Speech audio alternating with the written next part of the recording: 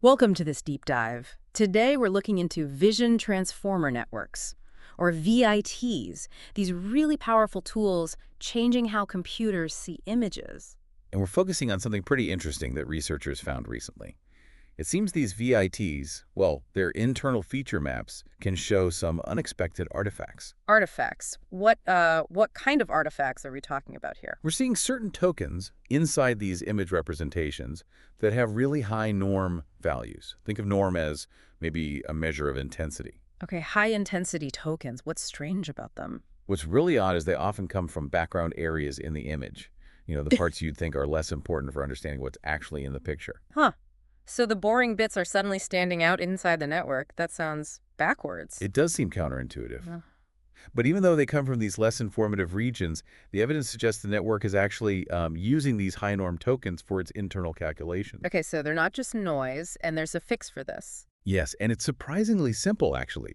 Researchers found that just adding some extra register tokens to the input sequence seems to do the trick. Register tokens. All right, what do they do and what happens when you add them? Well, first off, they get rid of the artifact problem. But more than that, it looks like they also lead to smoother feature maps, better attention maps, too. Any performance benefits? Definitely. They've seen improvements in certain tasks, like dense visual prediction, think segmentation, and also in object discovery.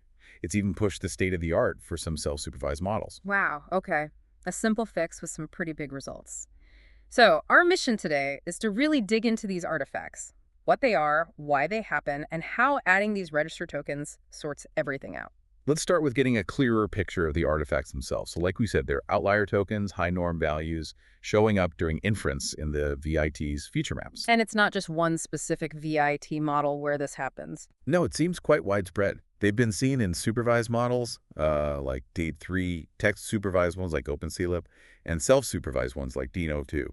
Dino 2 shows them, but you mentioned Dino, the original doesn't. That's right. The original Dino seems to be an exception, which is interesting in itself. How many of these outlier tokens are we talking about? Is it a lot? It's actually a small fraction, maybe around 2% of all the tokens. Mm. But their norm values are significantly higher, like 10 times higher than the average token. 2%, but really standing out. And when do they tend to show up in the network's processing? They typically emerge around the middle layers. This seems to happen more in, well, sufficiently large transformers, and only after a good amount of training. Middle layers, after lots of training. And where in the original image did these high norm patches usually correspond to? Often they appear in patches that look very similar to the patches right next to them.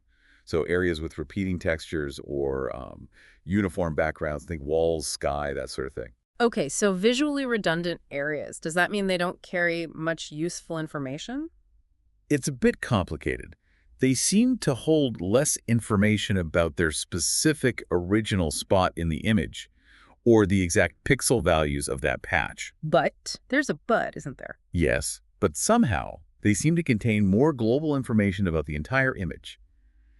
This was shown by testing just those tokens on image classification. They actually perform better than typical tokens. That is interesting. Less local detail, more global context coming from background patches. So what's the researchers' hypothesis for why this is happening? Their interpretation is that these big, well-trained VITs learn to spot these redundant tokens, the ones from less informative areas. Yeah. And they basically repurpose them. They use them like a sort of internal notepad to store and maybe process broader information about the whole image. So the network is being efficient, finding unused space, and putting it to work. Clever, but you said it's a problem. Right. The issue is where this repurposing happens. It happens within the tokens that are supposed to represent the image patches. Ah, so they're doing double duty. Kind of. And by taking on this global role, they might be discarding some of that crucial, local, fine-grained information from the patch they originated from. And that would hurt tasks that need pixel-level understanding. That's the concern. Things like segmentation or depth estimation rely on that detailed local information. If the token's busy with global stuff, performance on those tasks could suffer. Okay, that makes sense. So let's go back to the fix these register tokens. How do they work again? So the fix is to add a few extra learnable tokens right at the start of the input sequence. These registers are totally separate from the image patches themselves. Independent tokens. And the idea is they become the new notepad. Essentially, yes. They provide dedicated slots for the model to use for these internal, maybe global computations. This frees up the actual patch tokens to just focus on representing their part of the image. How are they handled? Are they used in the final output? They're added right after the image patches are embedded. They go through all the transformer layers, but then crucially, they're just discarded at the end. Ah, okay. So only the processed patch tokens and the usual class token are used for the final representation. Correct. The registers do their internal work, and then they're removed. All right, simple idea. Give the network dedicated scratch space.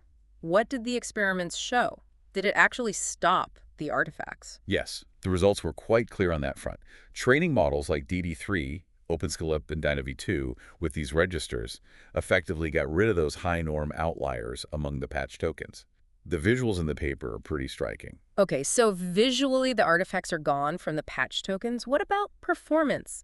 Did adding these tokens slow things down or hurt accuracy? That's the other key, finding it generally didn't hurt performance on standard tasks like ImageNet classification or segmentation on AD20K or depth on NYU. No negative impact. Not only that, but in some cases, particularly for the dense tasks, it actually led to slight improvements. And for OpenCLP's zero-shot classification, performance stayed about the same. So cleaner internals and potentially better performance, especially on detailed tasks, that's a win-win. Did they figure out an ideal number of registers? Well, they found that even just one register could significantly reduce the artifacts. But using a few more, maybe around 4 in their tests, seemed to give the best boost to downstream performance, especially on those dense tasks and sometimes even ImageNet. 4 seems like a small number.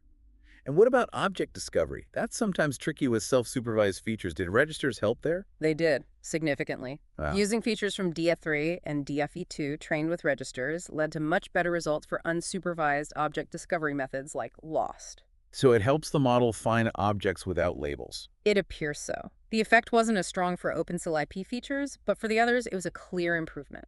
Interesting. And what are the registers themselves actually doing? Do they all behave the same way? Looking at their attention maps suggests they don't all do the same thing.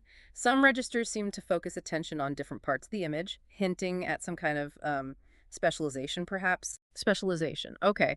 And did they take over the high norm role? Yes, exactly. The register tokens themselves become the new high norm tokens in the network. It's like they absorb that behavior from the patch tokens. They're an attached token. The patch tokens in the models with registers seem to do a better job of holding on to their local information, which supports the whole hypothesis. Fascinating. It's like they successfully offloaded that global processing task. Any other interesting bits and pieces from the research? Yeah, a couple of things. They noted an issue in the original DynaV2 related to how position embeddings were interpolated, which could create a kind of striping pattern where outliers appeared. Using anti-aliasing fixed that. Okay, a specific DynaV2 quirk. They also emphasized that adding, just say, 4 register tokens adds almost negligible computational overhead. Very few extra parameters, or FLOPs. So it's a cheap fix, computationally. Right. And another point, models like masked autoencoders, MAEs, they don't seem to show these high-norm artifacts in the same way. The thinking is it might be because MAEs are trained with a very local loss, reconstructing masked patches, rather than a global objective like classification or contrastive learning. Interesting difference based on the training method. And one last thing about the artifacts in standard VITs. Just that without registers, these high-norm artifacts weren't confined to just 1 or 2 attention heads. They seem to appear across all the heads in the relevant layers. So it was a widespread phenomenon within the layer. Okay, let's try and sum this up. We started with this discovery of weird high-norm tokens in VITs. Yeah, these artifacts, often in background areas, but seemingly holding global image information. And the hypothesis is that the VIT learns to repurpose these less useful patch tokens for internal global computation. Right, but that repurposing comes at a cost, potentially losing the fine-grained local detail needed for some tasks. Enter the register tokens, a simple addition of a few learnable independent tokens to the input sequence. Exactly. They provide a dedicated space for that internal global processing, freeing up the patch tokens. And the results are pretty positive. Artifacts gone, cleaner maps, performance maintained or even improved, especially on dense tasks and object discovery. It's a really neat piece of work. It gives us the better handle on what's going on inside these complex models and offers a practical way to improve them. It really makes you think about how these models might be finding their own efficiencies, maybe repurposing other parts of their architecture in ways we haven't even noticed yet. That's a great point. What other latent mechanisms might be developing during training, and how can we uncover them? It shows how sometimes small tweaks can lead to significant understanding and improvement. Definitely food for thought. Thanks for walking us through this fascinating bit of computer vision research.